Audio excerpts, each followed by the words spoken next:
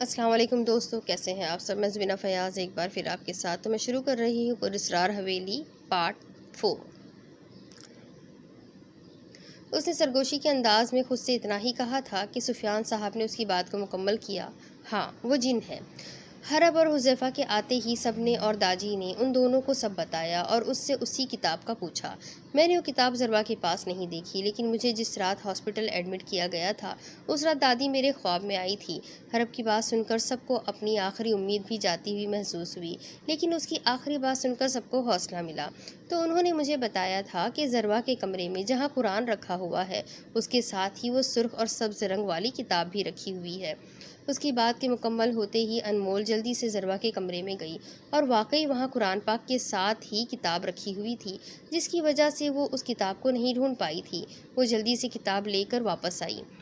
मुझे दो ये ज़रा। हरब के कहने पर अनमोल ने किताब उसे पकड़ा दी और दोबारा से वो आयात शुरू की, जिसका सुफियान साहब उन सबको कहकर गए थे। हरब ने जल्दी से किताब की जिल्द को थोड़ा सा देखा तो उसमें से एक कागज़ निकला। उसने वो कागज़ निकाला और खोल कर पढ़ा। उस पर बस इतना लिखा हुआ था, सारी एक हो तो फिर उनके सीने पर रख दो, राख हो जाएगी, ना दोबारा ना आएगी और दोबारा कभी नहीं आएगी। अभी हरब इस बात को समझ ही रही थी और बाकी सारे भी उसके तासुरात का जायज़ा ले रहे थे कि ज़ैन वहाँ आया और साइड पर खड़े होकर सुफियान साहब का पैगाम दिया, जिसकी वजह से कोई भी उसका चेहरा नहीं सही से देख नहीं सका। हरब ने वही कागज़ ज़ैन को दिया। ज़ैन वो कागज़ लेकर चला गया और सब दोबारा से वो आयत पढ़ने लगे, जिसका सुफियान साहब उनको कहकर गए थे। ज़ैन ने वापस आकर वो कागज़ सुफियान साहब को दिया और एक बेचैन निगाह ज़रवा पर डाली, जो सपाट चेहरे और नज़रों से सामने देख रही थी, जहाँ वो सारी मिलकर एक बहुत बड़ी बला बनी उनकी तरफ आने की कोशिश कर रही थी, लेकिन कोई अनदेखी दीवार की वजह से वो उन तक नहीं पहुँच पा रही थी। सुफियान साहब ने ज़ैन और ज़रवा से उन दोनों की अंगूठियाँ ली और उसमें से पत्थर निकालने लगे। अभी एक का पत्थर ही निकला था कि ज़रवा की नज़र दरवाजे से अंदर आते बिलाल की तरफ गई। वो किसी रोबोट की तरह चलते हुए हिसार के अंदर जा रहा था कि ज़रवा ने दौड़कर उसको ऐसा करने से रोका। भाई, भाई बिलाल, भाई क्या कर रहे हैं आप? ज़रवा उसको रोकते हुए बोली, जो अभी भी हिसार के अंदर जाने की कोशिश कर रहा था। उसको ज़रवा के रोकने की कोई आवाज़ नहीं आ रही थी। बिलाल को बस इतना नज़र आ रहा था कि सामने उसकी बहन है, जिसको चारों तरफ से आग ने घेरा हुआ है और उसको बस अपनी जान बचानी है, अपनी बहन को बचाना है। बिलाल ज़रवा को धक्का देते हुए हिसार के अंदर चला गया। ज़रवा का सर बड़ी ज़ोर से टेबल पर लगा। ज़ैन ने जल्दी से उसके पास आया और उसको सहारा देकर खड़ा किया। ज़रवा ने फ़ौरन उसको पीछे किया और उसका बस नहीं चल रहा था कि क्या कर डाले। उसका भाई मौत के मुंह में जा रहा है और वो कुछ भी नहीं कर पा रही। जाओ, बचा लो अपने भाई को, ये एक ही मौका है उसको बचाने का। सुफियान साहब हाथ में पकड़े पत्थर ज़रवा की जानिब करते हुए बोले। ज़रवा ने एक नज़र उनके हाथ की हथेली पर डाली और एक बिलाल पर, जो बस उन बलाओं से थोड़ा ही दूर था। उसने जल्दी से पत्थर पकड़ा। उसके पत्थर पकड़ते ही सुफियान साहब ने उसको बस एक लफ्ज़ कहा, सीधा सीने पर। ज़ैन भी उसके पीछे जाने लगा तो सुफियान साहब ने उसको रोक लिया। उसने बड़ी मुश्किल से खुद पर जबर करके खुद को उसके पीछे जाने से रोका था और ज़रवा सुफियान साहब की बात सुनकर हिसार के अंदर दाखिल हो गई। इस वक्त इस पर बस एक जुनून सवार हो गया था। उन बलाओं का डर था जो उनकी ताकत थी, और आज ज़रवा का उनसे ना डरना उनकी कमज़ोरी बन रहा था। बिलाल अब रुक गया था, लेकिन ज़रवा ने उसकी जानिब भी नहीं देखा। बस जाकर उन बला के सामने खड़ी हुई और अगले ही पल सब्ज़ पत्थर उसकी तरफ फेंका, जो सीधा जाकर उसके सीने में लगा और वो तड़पने लगी। साथ ही उनमें दरारें पड़ने लगी और वो तड़पते तड़पते नीचे गिर गई। ज़रवा चलते हुए उनके करीब आई और उनके पास बैठ गई कि पीछे से किसी ने उसको रोकने के लिए उसका हाथ पकड़ा। उसने मुड़े बगैर उसको पीछे धक्का दिया और साथ ही वो लाल पत्थर भी उनके सीने पर रख दिया। उसके वहाँ पत्थर रखते ही एक धमाका हुआ। बिलाल, जो उन बलाओं के असर से ही ज़रवा को रोकने के लिए आगे बढ़ा था, ज़रवा के धक्के से होश में आया। अभी होश में आया था कि एक और धमाका हुआ। ज़रवा, ज़ैन और बिलाल एक साथ चीखे थे। अब 2 साल बाद। सरप्राइज़?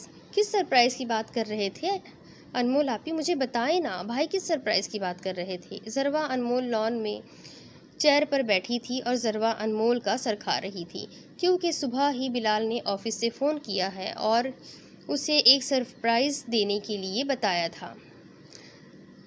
گڑیا تنگ نہ کرو نا مجھے، واقعی مجھے نہیں پتا کہ بلال نے کس کی بات کر رہا ہے، کون سا سرپرائز ہے۔ انمول اس کو کافی دیر سے سمجھا رہی تھی، اس کو نہیں پتا، لیکن گھر میں سب کو ہی پتا تھا، لیکن خاص طور سے بلال نے منع کیا تھا کہ ضروا کو نہ بتایا جائے۔ My beautiful wife and my lovely doll, کیا ہو رہا ہے؟ بلال جو ابھی آفس سے آیا تھا ان دونوں کو یہاں بیٹھا دیکھ کر ان کی طرف بڑھا۔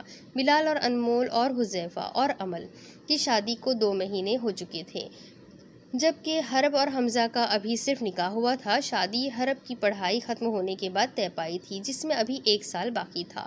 کچھ نہیں بھائی، آپ بس بتا دینا کہ آپ ہمیں کس سرپرائز کی بات کر رہے تھے، ضروا لاڑ سے بلال کا بازو پکڑتے ہوئے فرمائش کر رہی تھی۔ ایسے کرو، اب اندر جا کر سب کو کہو کہ تیار ہو جائے، آج ہم ڈنر باہر کریں گے، اور وہی آپ کو سرپرائز کا بھی بتا دوں گا۔ بلال اس کے گال پر ہاتھ رکھتے ہوئے سب پیار سے کہتا ہے۔ اچھا، میں ابھی سب کو کہتی ہوں۔ وہ اندر بھاگ گئی سب کو بتانے کے لیے کہ آج کھانے باہر جانا ہے، سو تیاری پوری رکھے۔ بلال اور انمول اس کی جلد بازی دیکھ کر ہنس پڑے۔ جناب، آپ کا کیا پروگرام ہے؟ ایسے ہی جائیں گی کہ کچھ تیاری بھی کریں گی؟ بلال اب کی بار آنکھوں میں چمک لیا انمول کو دیکھتے ہوئے کہتا ہے، جو جھیپ کر جلدی سے اندر کی طرف چلی جاتی ہے، اور بلال اس کی جلد بازی دیکھ کر ہنس پڑتا ہے۔ ارے لڑکی، آرام سے، کیا ہو گیا ہے؟ ضروا کو یوں اچھلتے دیکھ کر تائی امی اس کو ٹوکتے ہوئے بولتی ہے۔ وہ کچھ نہیں تائی امی۔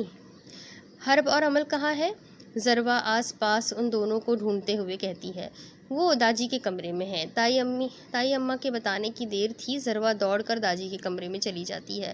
ضروا کو دیکھ کر تائی اماں کو پتا نہیں کیوں وہ خواب یاد آتے تھے، جو اب پھر اس کو دیکھ کر ان کو یاد آیا، لیکن اب جو بھی تھا، تائی اماں شکر ادا کرتی تھی کہ اب وہ خواب انہیں نہیں آتے تھے، اور وہ خواب ہی تھے، حقیقت نہیں تھے، کیونکہ وہ خواب دیکھنے کے بعد وہ اکثر بے چینی کا شکار رہتی تھی، لیکن وہ یہ نہیں جانتی تھی کہ وہ حقیقت تھے۔ بے شک وہ نہیں، لیکن ان کے وجود استعمال کرتے ہوئے کوئی اور وہ کتاب ڈھونڈ رہا تھا۔ بے شک وہ ڈھونڈ بھی لیتی اگر ضروا کہیں اور رکھتی، اور یہ بات اس بات کو ظاہر کرتی تھی کہ وہ چڑیل بہت عرصے سے ان کے پیچھے تھی، لیکن یہ کسی کو بھی معلوم نہیں تھا۔ میرا نام زین ہے، اور آپ یہ بھی جان گئے ہوں گے کہ میں جنزاد ہوں، لیکن آپ لوگ میرے بارے میں وہ جانتے ہیں جو بس میں نے بتایا ہے۔ میں اس حویلی میں اکیلا نہیں، میں اپنی پوری فیملی کے ساتھ رہتا تھا۔ میری فیملی میں میرے امی اور ابو اور میرا چھوٹا بھائی بھی شامل تھے۔ وہ ایک بلا جو قید نہیں ہوئی تھی وہ آئی، اور میرے امی ابو اور بھائی کو اس تصویر میں بند کر گئی۔ وہ ان سے اس کتاب کا پوچھ رہی تھی جس کا ان کو نہیں پتا تھا، اور ان کے رنگ پہننے کے باوجود وہ ان کو اس تصویر میں بند کر گئی تھی۔ میں جلدی سے ایک طرف ہو گیا، اس لیے بچ گیا تھا، لیکن مجھے حیرانی اس بات پر ہوتی تھی کہ اس نے مجھے کیوں نہیں بند کیا۔ خیر یہ بات بھی بعد میں کھل گئی کہ اس کے پاس اتنی طاقت نہیں رہی تھی کہ وہ مجھے بھی بند کر سکتی، اور وہ اسی حویلی میں رہنے لگی تھی۔ پھر ایک رات میں نے عائشہ آنی کے شوہر کا بھی شکار کیا۔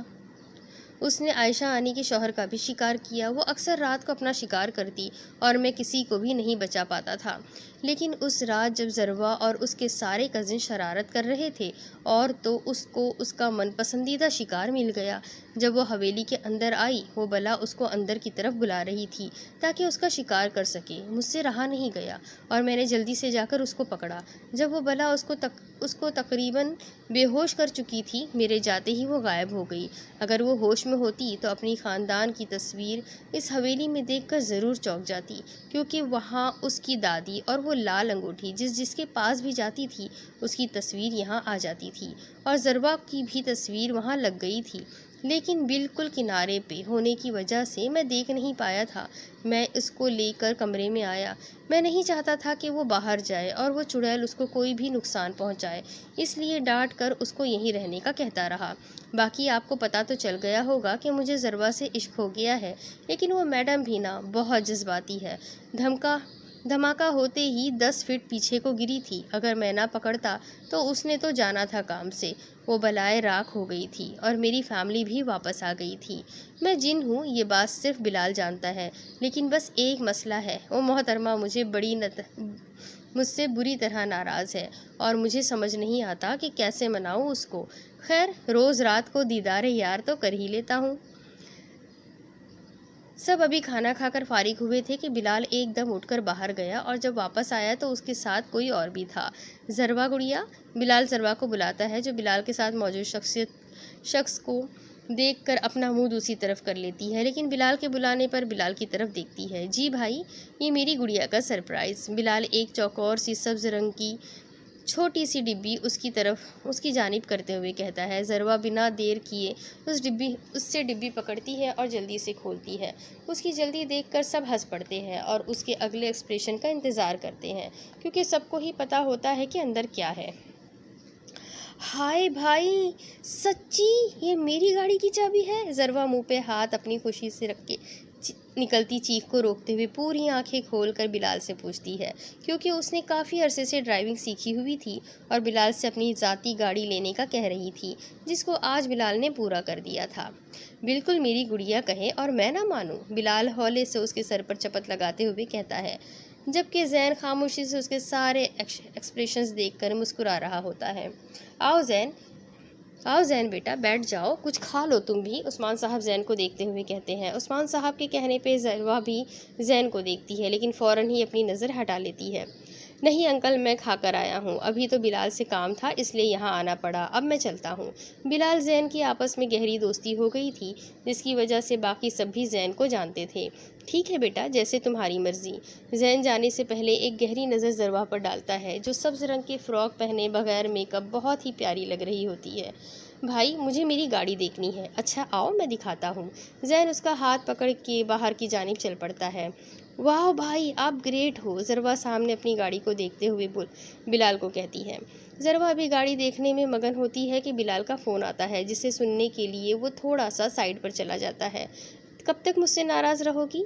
ایک دم زین کی آواز سن کر وہ ڈر جاتی ہے اور جلدی سے گاڑی کا دروازہ بند کر کے آس پاس کا جائزہ لیتی ہے، لیکن بلال کہیں نہیں ہوتا۔ یار جواب تو دو۔ زین کو اس کا نظر انداز کرنا تکلیف دے رہا ہوتا ہے۔ دیکھیں مسٹر ڈائن، مجھے آپ سے کوئی بات نہیں کرنی، اور ضروا نے ثابت کر دیا وہ زین کو کبھی سیدھے طریقے سے نہیں بلائے گی۔ زین بھی اپنا نیا نام سن کر اچھل پڑتا ہے، اس سے کہ وہ جواب میں کچھ کہتا، کسی کے ہنسنے کی آواز سن کر مڑ کر دیکھتا ہے، جہاں بلال کھڑا ضروا کا زین کے لیے نیا لقب سن کر ہنس کے دوہرا ہو رہا ہوتا ہے۔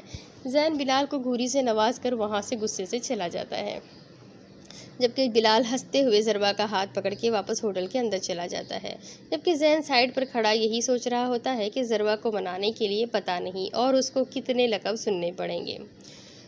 تو آگے یہ کہانی اب یہیں ختم ہوتی ہے۔ امید کرتی ہوں آپ سب کو یہ کہانی ضرور پسند آئی ہوگی۔ چھوٹی سی تھی، بہت پیاری سی تھی اور بہت اچھی بھی تھی، تو آئی ہوپ کہ آپ سب کو بھی یہ کہانی ضرور پسند آئی ہوگی، اور اگر پسند آئی ہے تو اپنے کانٹیکٹس میں شیئر ضرور کیجیے گا، اور اپنے کمنٹس کر کے مجھے ضرور بتائیے گا کہ کہانی آپ کو کیسی لگی، کیونکہ آپ کے کمنٹس مجھے بہت اچھے لگتے ہیں۔ اور اگر ساتھ ہی ساتھ آپ کوئی خاص کہانی سننا چاہتے ہیں تو اس کہانی کا نام اور ساتھ ہی رائٹر کا نام آپ مجھے لکھ کر کمنٹس باکس میں بتا دیں، میں وہ کہانی بھی ضرور پڑھوں گی۔ تو انشاءاللہ ایک اور نئی کہانی کے ساتھ پھر بہت جلد ملیں گے، تب تک کے لیے چینل کو سبسکرائب کر لیجئے، بیل آئیکن کو ضرور دبا دیجئے، اور کہانیاں پسند آتی ہیں تو اپنے کانٹیکٹس میں شیئر کرنا بالکل بھی نہ بھولیں۔ تو چلتے ہیں، ایک نئی کہانی کے ساتھ پھر ملیں گے، تب تک کے لیے اللہ حافظ۔